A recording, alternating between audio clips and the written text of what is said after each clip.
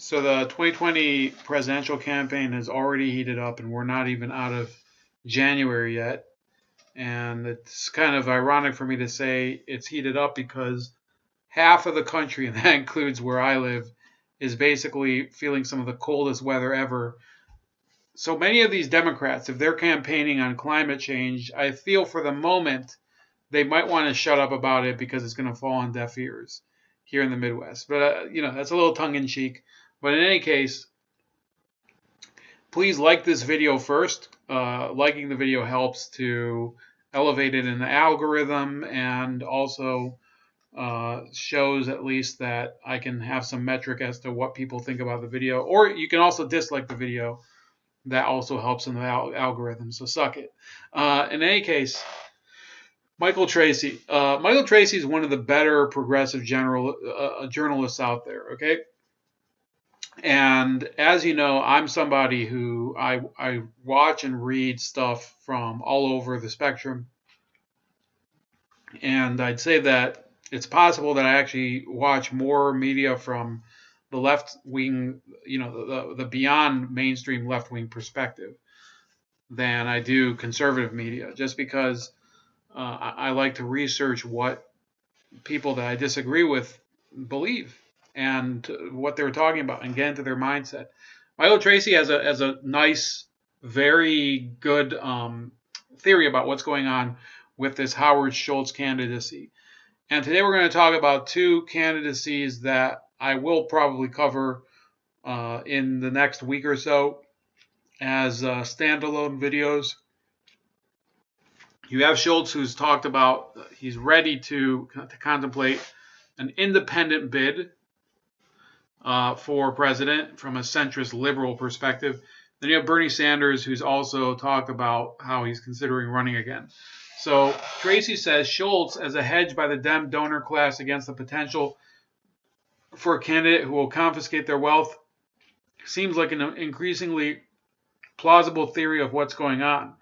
Bloomberg served this function in 2016 when it was still possible Bernie would get the nomination. So this is a good point to bring up. Bernie Sanders was well on his way to winning a number of, kind of knocking over some fortresses of the Democratic establishment for, the majority of that race. People were thinking, well, he's just going to get bull rushed in Michigan. He's going to get destroyed in, name the state, whether it's Indiana or wherever. That people were saying, well, Hillary's going to basically slaughter him over here. And then it usually didn't happen. One of the few places, for example, where she was able to fend him off was in Ohio, which I'm a little surprised about. But in many of these states, Michigan and Wisconsin and especially states that are, kind of in the Great Plains, not necessarily very big Democratic states, she really crapped out, and he defeated her. So in order to mitigate that and to kind of act as a sheepdog, which is a term that they use a lot on the left, sheepdogging meaning to force people to go back to the Democratic fold, the Democrats had a person, Mike Bloomberg, who would come out and say, look, I don't want somebody who's going to basically wreck this great economy, as he was calling it, and basically institute socialism. So Bloomberg was making all these hints at the time that he would run. And the real value of him saying that is real simple to explain. Essentially, Michael Bloomberg acts as kind of the guard dog. He has this unlimited fortune that he can use in order to plug his campaign, buy ads, buy all sorts of media coverage. He even has, if you think about it, he still has, I believe, a controlling interest in Bloomberg TV and the media companies that are associated with it. So yeah, Michael Bloomberg would be an excellent person to kind of fend off a Democratic insurgent progressives challenger. The problem with this theory with Howard Schultz is that it's a little less. I think it's a little less believable. I don't think that Michael Tracy's entirely wrong. I just think he's exaggerating with Howard Schultz, because Howard Schultz is he's not coming from the world of media. He's more coming from the world of trendy craftivism and virtue signaling, progressivism at the top. Much more so, Bloomberg is literally the face of fake liberalism, and Schultz is the face of soft fake liberalism. Bloomberg is a person who openly goes around and says, "Well, we want to take people's guns, we want to tax you for literally everything, and police your behavior and stuff." He's like an older, less, even less charismatic version of Kamala Harris. He's awful, and Howard Schultz is not quite as bad because he's a little bit of he's a dumbass. Howard Schultz is kind of a dumbass who I'm not saying he's a dumbass in his private life, because he made a lot of money. He was able to use a lot of his business acumen to make a lot of money. But there's a lot of billionaires like that, who think, well, I'm so rich, it must be because I'm so smart. There very few of those billionaires end up becoming successful in other non-business ventures. Okay, Donald Trump is an anomaly. There are other people who do have a lot of success. Sometimes they get felled by scandal.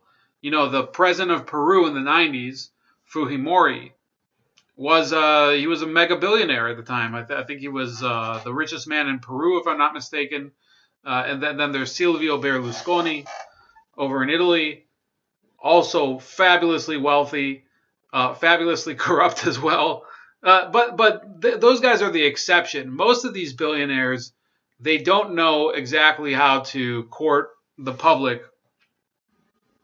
Being successful in business and being successful in getting votes is it's not necessarily the same thing.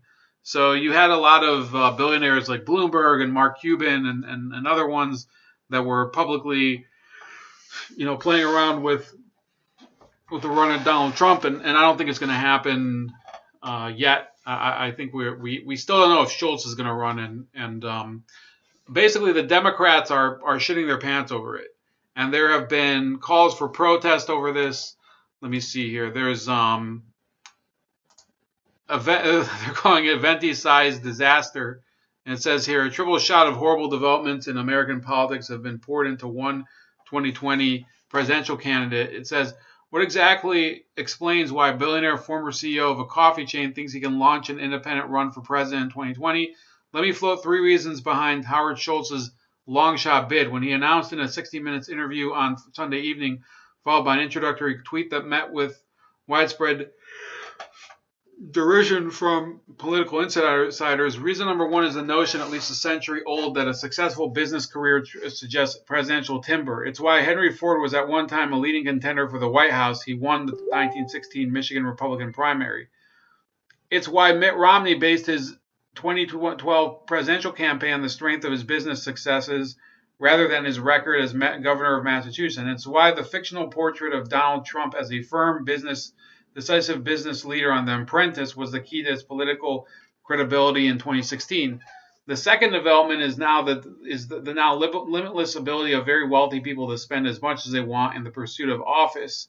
It's not that wealthy politicians always win. They often don't, but big money now provides direct access to the playing field. It offers an ability to become a serious candidate with no other asset, such as the potency of your ideas or a track record of public service or the support of a significant constituency. And the third is the powerful draw of, quote, independence. The idea that an alienated majority is waiting for an alternative to the two major parties. All three of these notions are either wrong-headed or deplorable. He actually uses the word deplorable. So combining them into one candidacy would not only increase the odds of a second term for President Trump, but would also encourage other rich people to follow Schultz's lead. Instead of one Trump, we may be about to see dozens of Trumps. It's not that success in business can't lead to success in politics. Our current president is evidence that one can lead to the other, at least if you define success by winning elections. And Trump's career of running enterprises in a bankruptcy while lying about nearly everything turned out to be an excellent guide to his presidency. So this person is clearly being extremely, snide about this. most people didn't really object to Romney running as a business candidate. But for the record, look at all these other types of professions that have led to the presidency.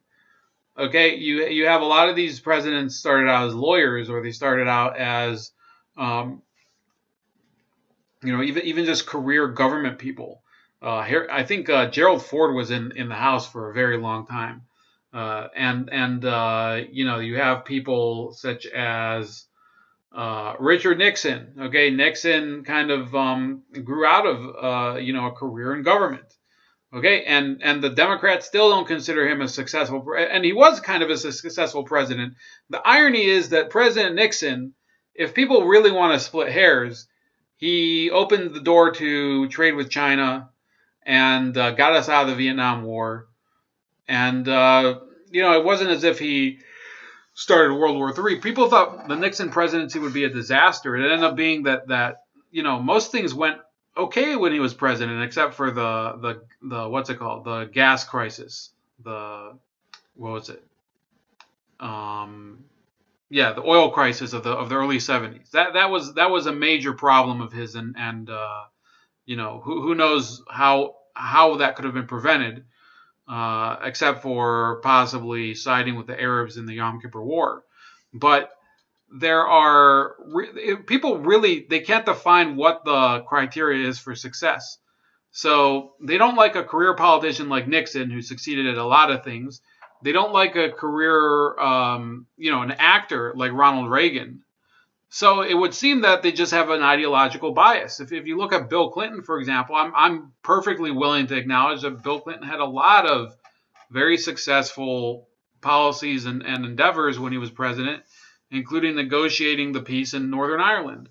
I talk about that almost every time that I address Clinton's political accomplishments, that the peace in Northern Ireland was a major accomplishment. The Dayton Peace Accords in Bosnia were also a pretty big accomplishment too. So it says in the 1976 decision Buckley versus Vallejo, the court held that any limit on what a candidate could spend in pursuit of office violated the First Amendment. Only two justices, Byron White and Thurgood Marshall, dissented. In his dissent, White wrote that limiting the importance of personal wealth would assure that only individuals with a modicum of support from others will be viable candidates. It would also discourage any notion that the outcome of elections is a function of money and would equalize access to the political arena, encouraging the less wealthy to unable to bankroll their own campaigns to run for office. So this is, in my opinion, it's a nice theory of government. Okay, I'm not going to say that I'm completely opposed to this. Their belief among many of these political reform supporters who are in the main progressives is that instead of having people just use their endless fortunes to fund their political careers, we would mandate specific levels of funding for each candidate or something. I'm not entirely sure how that would work because I haven't studied the topic that much, but I think it's an interesting idea. But I don't think these people are being sincere. They're really just complaining about Howard Schultz because it happens to be that he would take votes away from the Democrats. And on the other hand, they do hate Bernie Sanders in many ways unjustly, and they're already set on writing things about his candidacy that would probably torpedo it. They're trying as hard as they can to shoot it out of the air before it even flies. And I think it shows the lack of fairness. And this is, how many times do I have to stand out there and hold the stop sign at this Bernie hate train, even though I myself hate Bernie Sanders. I think he's a horrible person. I think his ideas are garbage. I think he sucks. I think he's a horrible leader. But this idea that once a person becomes a likely candidate, you have to basically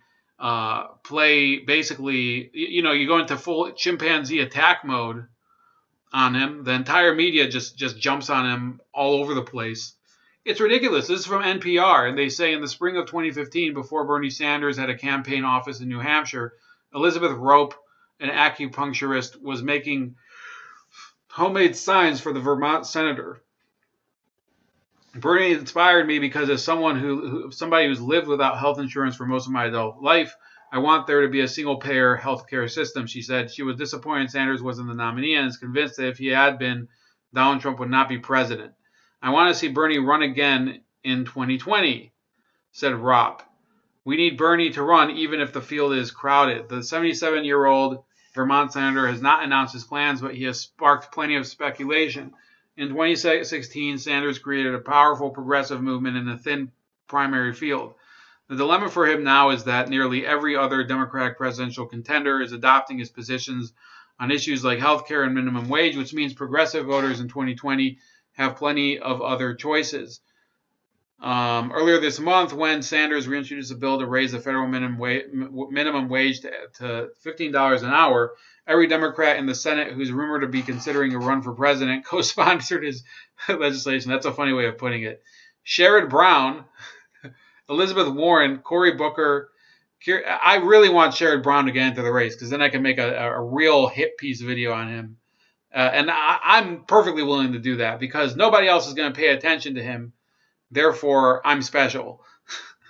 Just kidding. But yeah, I would make a candidate video on him, and I'd try to be as fair as I've been on the other videos. I don't think the videos I've made have been defamatory. Kirsten Gillibrand, Kamala Harris, and Amy Klobuchar. He has made it legitimate to talk about things a lot of us used to mumble, said Arnie Arneson, a radio host and former New Hampshire politician who thinks of herself as Sanders' ideological twin. Arneson says she's grateful that he ran in 2016 because he helped expose some of the rot in her own party.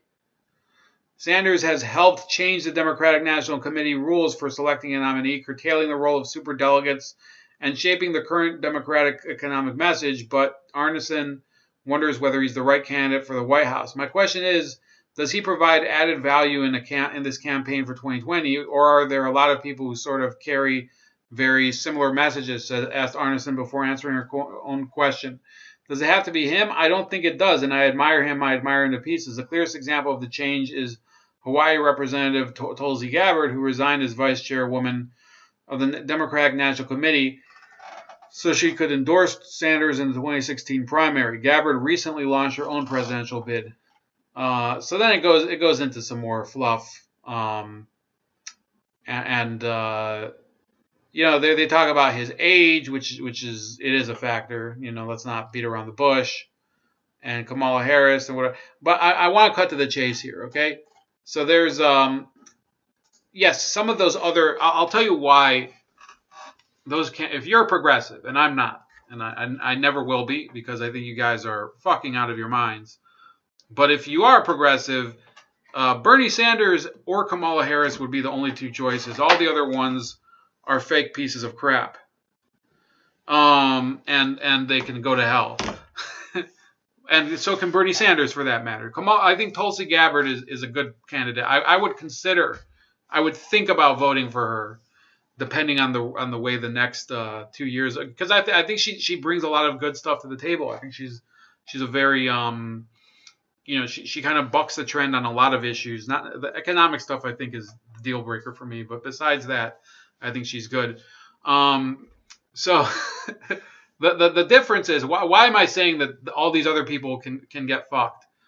It's because none of the other people are getting targeted basically as an interloper by the mainstream media, and Bernie Sanders is, because they go and they spread this video of him in Russia back in the 80s, which while I mean that story's been around for a while, and I think it's ridiculous that Sanders did go there in the 80s. And he likes to say, well, it wasn't really a honeymoon. Yes, it was, and it's a bit stupid that you went for a honeymoon in the 80s. But this doesn't really matter, okay? I think those of us that were not going to vote for Bernie Sanders because of this have already made up our minds over other things than this. This is kind of a silly sideshow issue that I think that they're just using, the Beto O'Rourke people are using because they hate him. Beto O'Rourke's people hate him because and you know what? I think Beto O'Rourke is another one of the fake people. And I think in many ways Sanders is fake. But you watch this video and you tell me who cares about this, because I just thought it was kind of funny and goofy.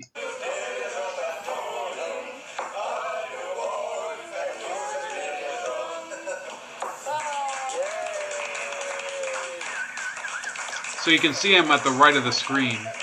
Ladies and gentlemen, we have a tradition. Just looking like a even at the time he looked like a friggin' clown. And one side of the table starts singing a song. When they finish it, the other side has to sing their own song. What are we gonna sing? As director said, added to Victor's words, today, the distinctive feature of our economy is competition. This land was made for you and me. This land was joy. I've ridden up highways. I saw the beaches and its bright rays. I saw below me that on this highway.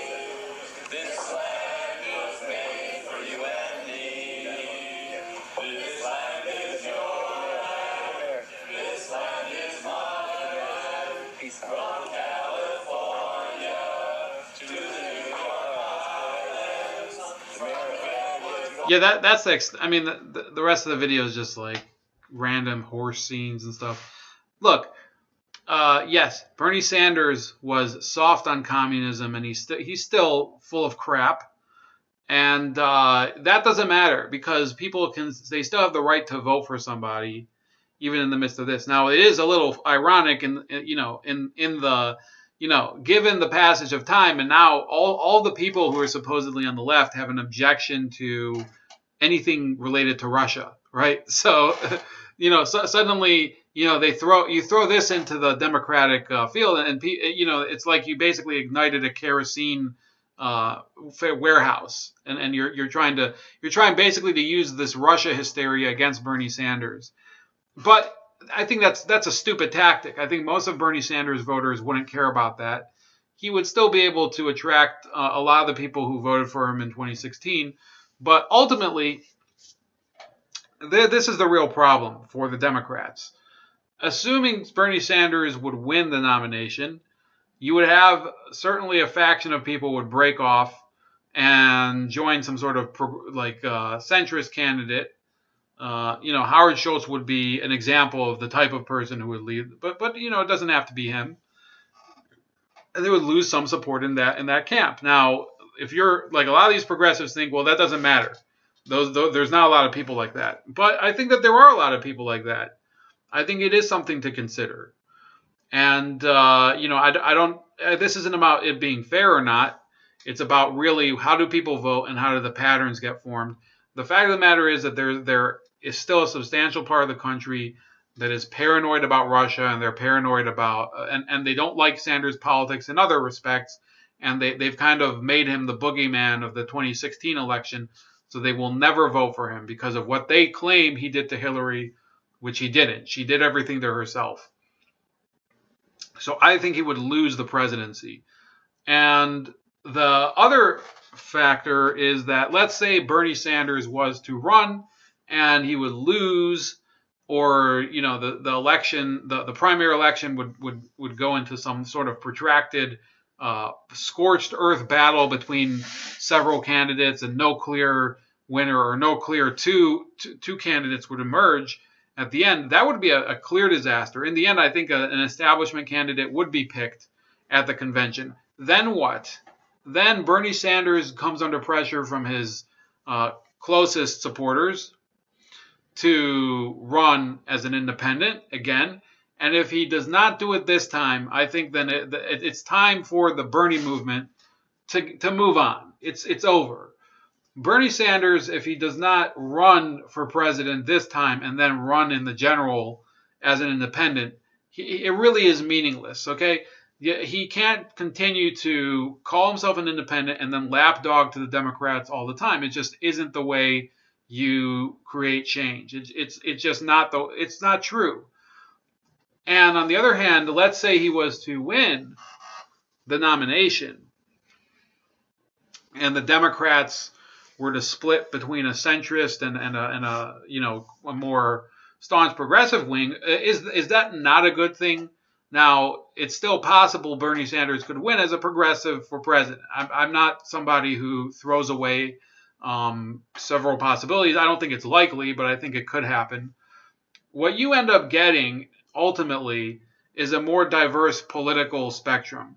You will have certain parts of the Democratic Party break off and form a centrist wing, or let's say, even in the case where Sanders was to lose, but you have one of these corporate fake Democrats like Kamala Harris. You could have both Howard Schultz and Bernie Sanders break off and have their own separate candidacies. This is kind of a wild card scenario that I don't know if it's very likely. And you would have three factions openly developing out of the Democratic Party. What's wrong with that? I think personally that the Republican Party has to split up too. I don't think that the Republican Party, especially in my state, the Republican Party is very much obsessed with very minor crap. they don't even there's worse state chapters of the party. I believe in Massachusetts, I've heard that they're just hot garbage.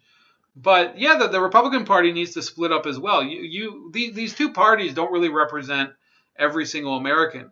I have two friends that, or I don't know if they're friends. Let's call them friends.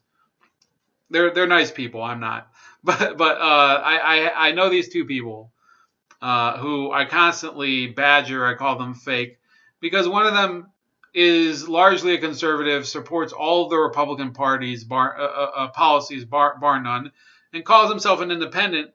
He's very disingenuous there. He's Mr. Fake, Mr. Fake independent. And then on the other hand, there's another guy who's a Democrat in everything but name, votes Democrat, then complains about the Democrat policies.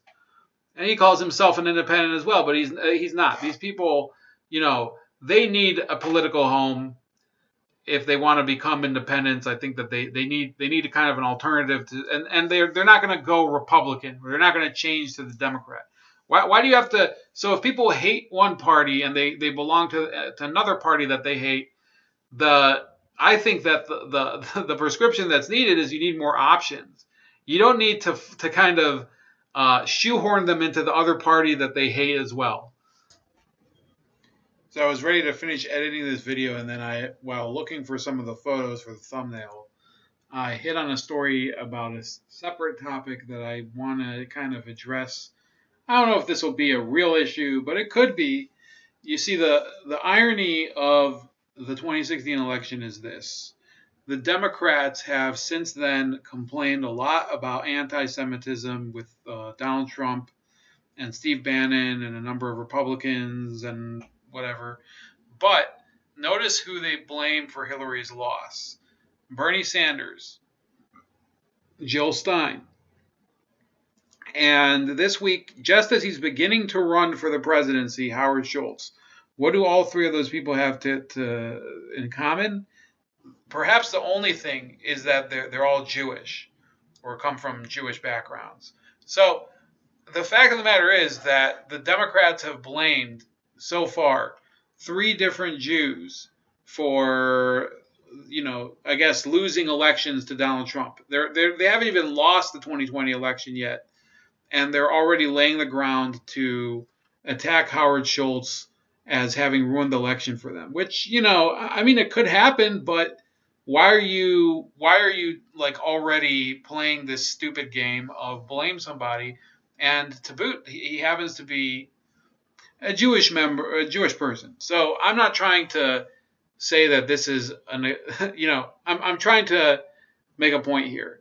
The fact is that there is a story already out there from the Oregonian that is Howard Schultz is really cheap.